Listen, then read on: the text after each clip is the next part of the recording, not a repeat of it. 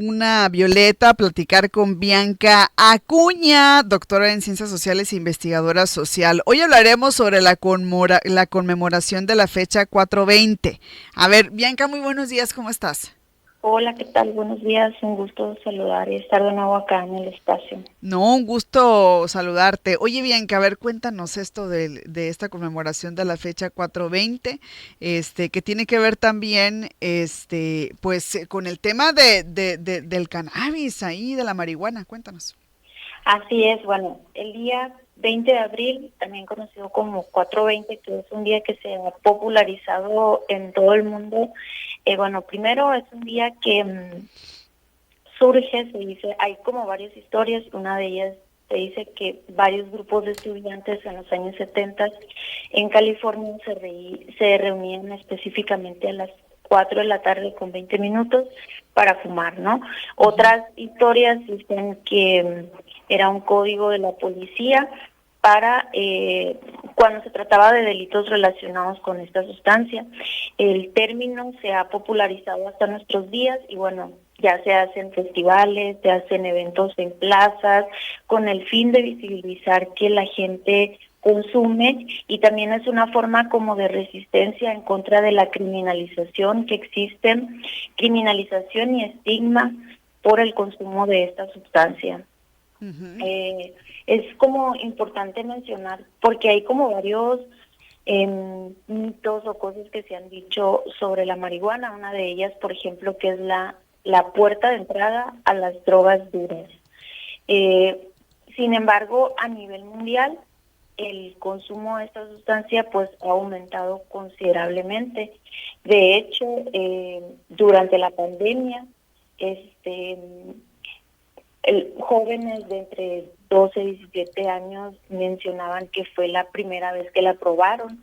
En nuestro país, esta sustancia ocupa el tercer lugar de consumo después del alcohol y el tabaco, y también es la tercera sustancia por la que las personas piden ayuda. Se le llama droga de impacto, pero es como, droga de impacto quiere decir la sustancia por la que una persona va a pedir ayuda o tratamiento o rehabilitación, como comúnmente lo decimos.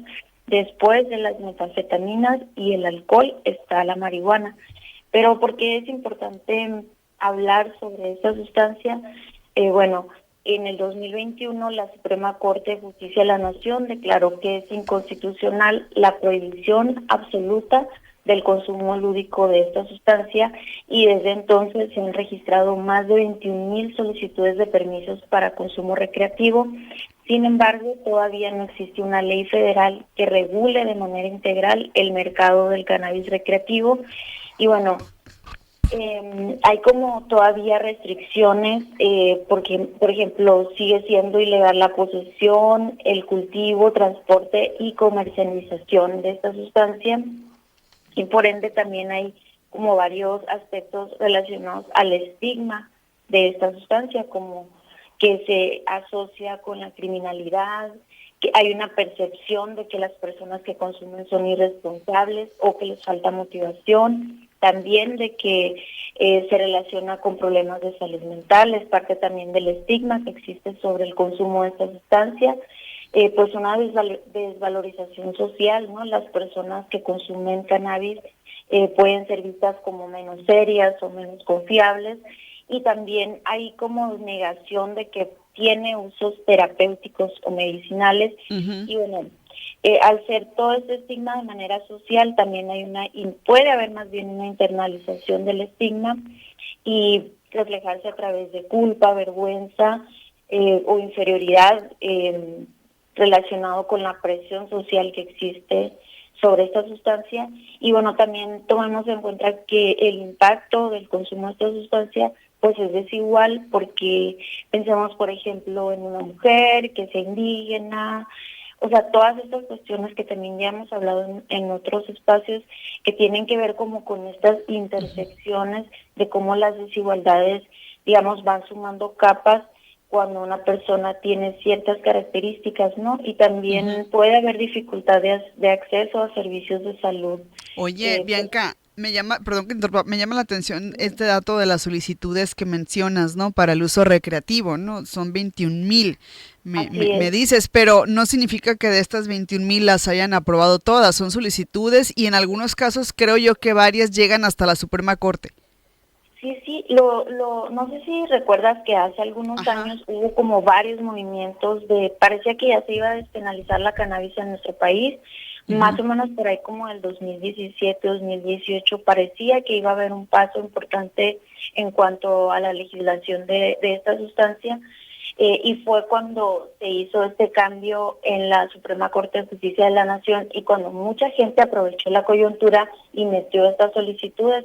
Sin embargo, pues desde el 2017 la Ley General de Salud, bueno, permite como la prescripción y consumo bajo supervisión médica, pero también yo creo que es importante mencionar que hace falta sensibilizar, por ejemplo, a la policía, que es bien común que te Ujú. paren y si saben o si ven que traes cierta cantidad, aunque sea la permitida por la ley, pues se puede prestar como a delitos, a extorsiones, ¿no? Es decir, todavía el personal encargado de la seguridad pública, aunque la ley dice, por ejemplo, que es legal traer, creo que 5 gramos es lo permitido, con que traigas una bolsita, pues con eso es suficiente para que quizás te extorsionen o te lleven a la policía. Y es muy curioso como esos vacíos que tiene la ley, porque es como está permitida cierta cantidad Ujú. de que traiga cierta cantidad, pero no está permitida como como sembrar, etcétera, ¿no? Entonces, como entonces, es como las preguntas que se hacen las personas que promueven o que están a favor de la legalización, porque es como puedes traer, pero hay como un vacío de cómo llega a tus manos, ¿no?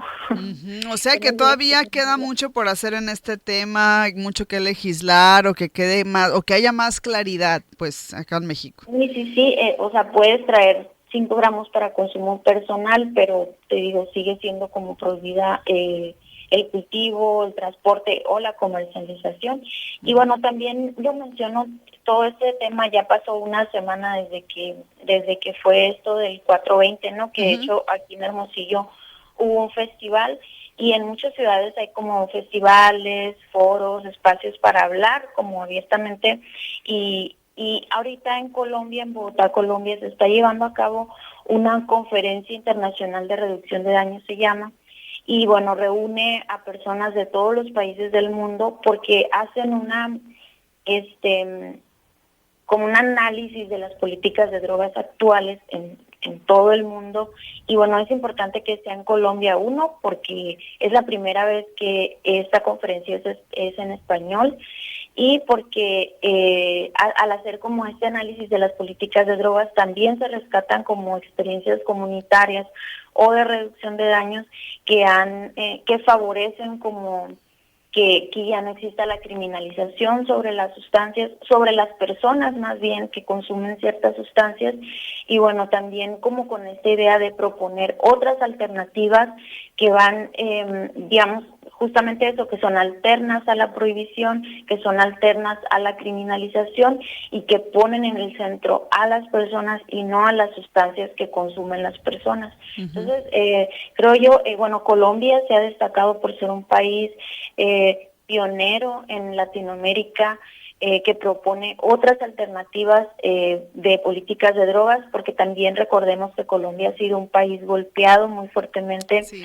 por la guerra contra las drogas, así como actualmente está siendo nuestro país golpeado con todo este tema de las pues desapariciones, todo esto, ¿no? Que socialmente ya es muy conocido, y bueno, es importante como darle visibilidad a estos espacios porque es verdad que pueden existir otras alternativas diferentes a la prohibición o la Ujú. criminalización de sustancias y también porque hay personas que o no pueden o no quieren dejar de consumir y ciertamente hay personas que utilizan ya sea la cannabis o alguna otra sustancia por temas de salud, ¿no? Es decir, no todo es blanco y negro en las sustancias y es importante que hablemos también de esos matices que existen en los consumos recreativos, sociales e incluso los consumos problemáticos, ¿no? Sí, porque si no los contemplas se convierten al final de cuentas en vacíos, pues, ¿no? Entonces exactamente, sí hay que... sí. Muy Sí. bien.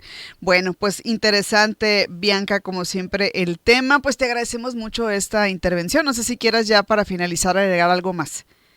Pues nada, mencionar que yo creo que nuestro estado también es importante. Bueno, nuestro estado Sonora, al ser un estado ubicado en la frontera norte del país, pues es un estado, digamos, estratégico. Yo creo que también es importante que en este contexto generemos espacios para hablar de qué está pasando, sí, con los consumos, pero también, por ejemplo, con el estigma hacia las personas, no solamente como en esta idea de prohibir o criminalizar o ponerle una etiqueta negativa, ¿no?, a las sustancias, porque es un problema muy complejo que requiere verlo y analizarlo de distintas perspectivas.